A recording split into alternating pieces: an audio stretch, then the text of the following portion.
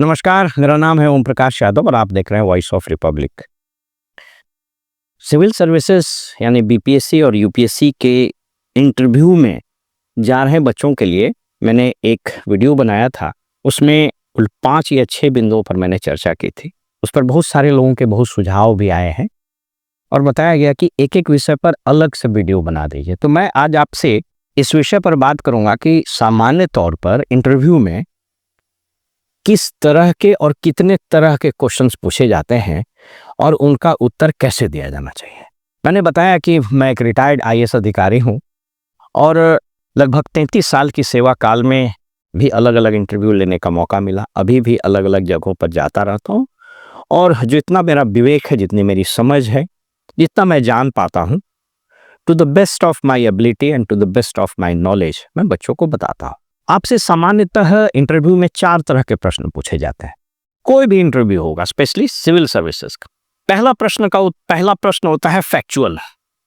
उसके उत्तर 1 या 2 या 3 शब्दों में दिए। फैक्चुअल क्वेश्चन कैसा रहता है?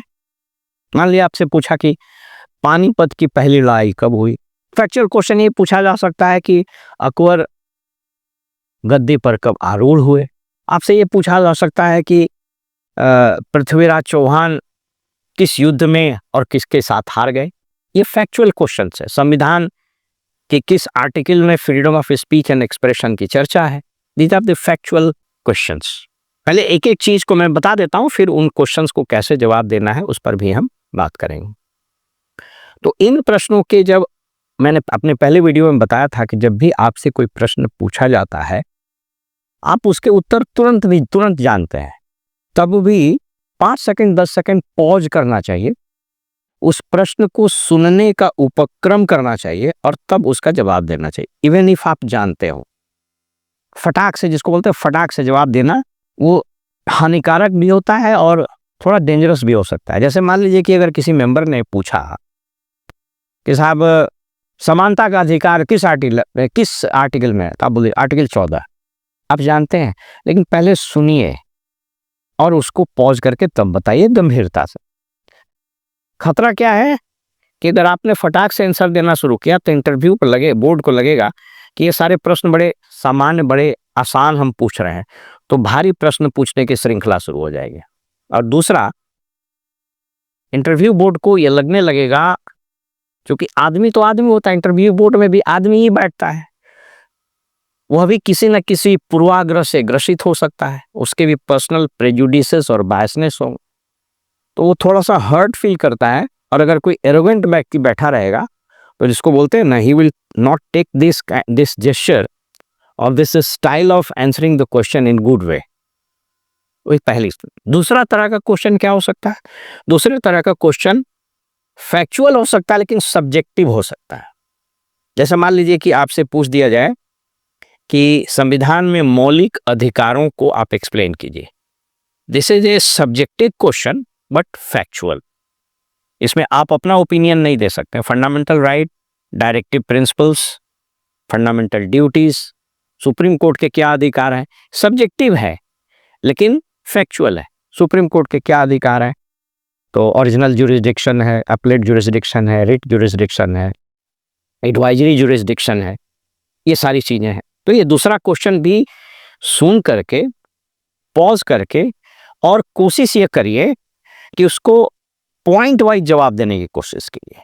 सब्जेक्टिव क्वेश्चन जैसे यही पूछा गया कि सुप्रीम कोर्ट के कितने तरह के अधिकार होते हैं, तो पॉज किए फिर बताना है कि सर, सुप्रीम कोर्ट के जो अधिकार हैं, पहला उसमें ओरिजिनल ज्यूरिसडिक्शन होता है, दूसरा, तीसरा, चौथा। तो ये पॉइंट वाइज जवाब देने में अच्छा रहता है। इससे 2 फायदे होते हैं। पहले कि आप सभी उत्तर को कंसाइज कर दीजिएगा, और दूसरा कि सभी उत्तर को कम शब्दों में आप बता पाइएगा। ये दूसरे तरह का क्वेश्चन हुआ। तीसरे तरह का क्वेश्चन होता है opinion based, subjective but opinion based. जैसे फर्ज कीजिए कि आपसे पूछा जाए कि ट्रंप के टैरिफ लगाने के कारण इस देश पर क्या प्रभाव पड़ रहा है। ओपिनियन बेस्ड हो गया।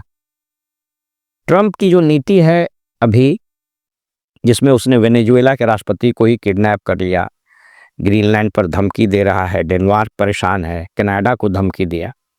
तो इसमें आप बताइए कि इस संबंध में भारत की विदेश नीति के संबंध में आप क्या कहना चाहिएगा? This is opinion based question.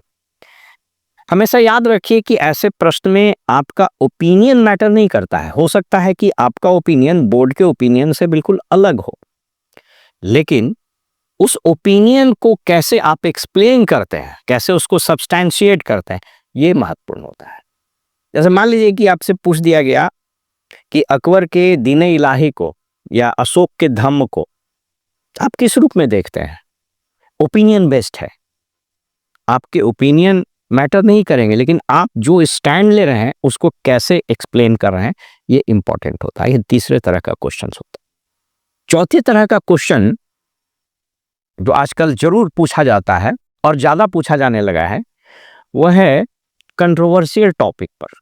जैसे फर्ज कीजिए कि वो पूछ देगा कि बंगाल में जो SIR हो रहा है उस पर बंगाल सरकार जो प्रतिक्रिया दे रही है, इस संबंध में आपका क्या कहना है? बंगाल में ED का रेड हुआ, उसमें ममता बनर्जी चली गई, कागज उठा के लेके चली आई। ED के कार्रवाई के बारे में भी पूछा जा सकता है। Controversial, one nation one election, ये संभव है क्या? ये तो देश पर थोपने वाली बात है। जहां एक विधानसभा का चुनाव नहीं हो पाता है एक टाइम में, तो पूरा देश का चुनाव संसद और विधानसभा का कैसे हो सकता है? कंट्रोवर्शियल क्वेश्चन हो जाएगा। इसमें मेरा 2 सुझाव है। पहले प्रश्न को पूरा सुनिए, don't try to be in hurry, हड़बड़ी में मत रहिए। पहले प्रश्न को सुनिए, उसके बाद कोशिश ये करिए कि जो स्टैंड गवर्नमेंट का है, जो एस्टेब्लिशमेंट पॉलिटिकल या एडमिनिस्ट्रेटिव डिस्पेंसेशन का जो स्टैंड है, उसी स्टैंड के इर्द गिर्द आपको रहना चाहिए। क्योंकि अगर आप उसके इर्द गिर्द नहीं रहिएगा, कंट्रोवर्सी में फंसिएगा, तो फिर लगातार वो कंट्रोवर्सी बढ़ती चली जाएगी। So you should try to be somewhere near the official stand of the government on that particular issue. तो ये 4 तरह के क्वेश्चन और 4 तरह के सुझाव, आपको कैसा लगा आप हमें जरूर बताएं। यदि आपके और कुछ सुझाव हों या आपकी कुछ और क्वेरीज हों, तो आप हमें जरूर लिख सकते हैं, या तो कमेंट सेक्शन में या फिर जो नंबर दिया हुआ है उस व्हाट्सएप पर भी। मुझे खुशी होगी कि हम ऐसे विद्यार्थियों को व्यक्तिगत तौर पर मदद कर सकें। फिलहाल हमें इजाजत दीजिए और आप देखते हैं वॉइस ऑफ रिपब्लिक। नमस्कार।